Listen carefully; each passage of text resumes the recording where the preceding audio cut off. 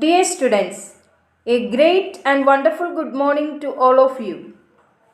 Today we are going to learn another new lesson. The name of the lesson is The Great Stone Face. Its writer is Nathaniel Hawthorne. The name of the lesson is The Great Stone Face. Its writer is Nathaniel Hawthorne. The lesson is written in two parts. Today we shall do the Great Stone Face part 1. Are you ready? Okay. Students, let's start with a question. What was the Great Stone Face? The Great Stone Face was a work of nature. It was formed on the side of a mountain by huge rocks. The big rocks looked like a human face from a distance. On reaching near that face, it would look like a disorderly rocks. The great stone face looked alive because it looked exactly like a human face. So this is about the great stone face. A mother and her little son, Ernest, lived in a valley. The valley was special and remarkable because of the great stone face.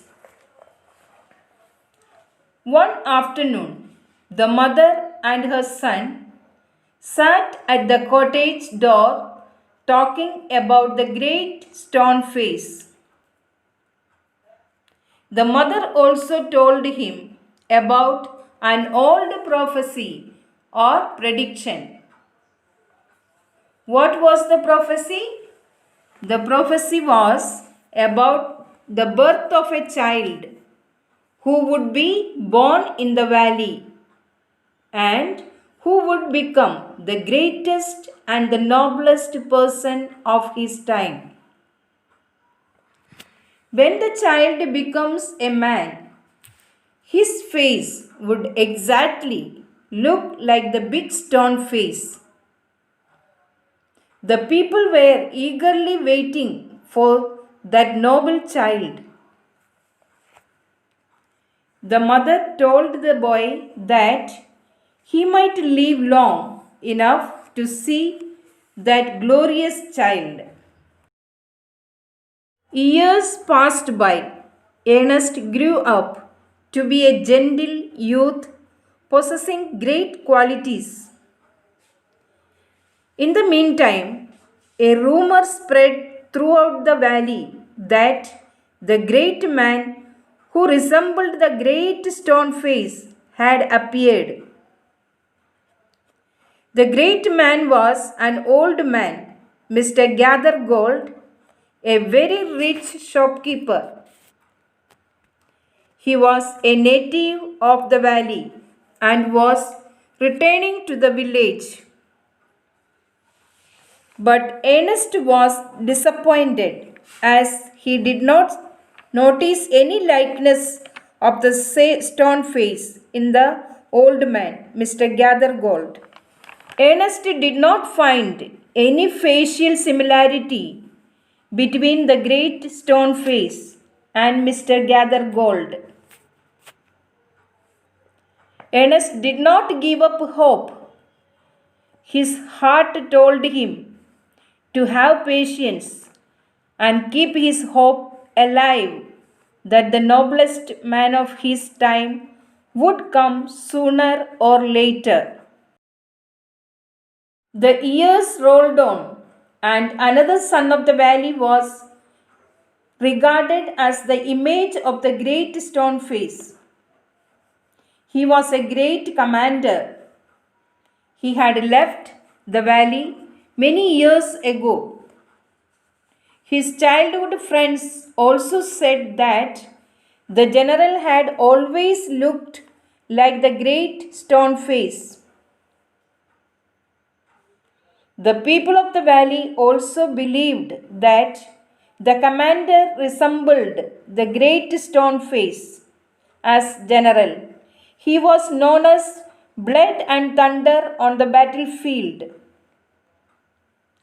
He was mistaken to be the greatest man of all times.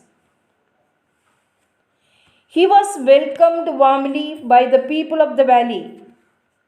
But Ernest was disappointed as he could not see any similarity between the face of the great stone face and the face of the general.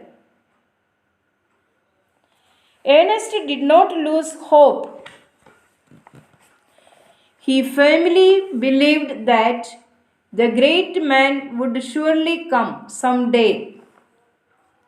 So, he still decides to wait patiently for the real man whose face will resemble the great stone face.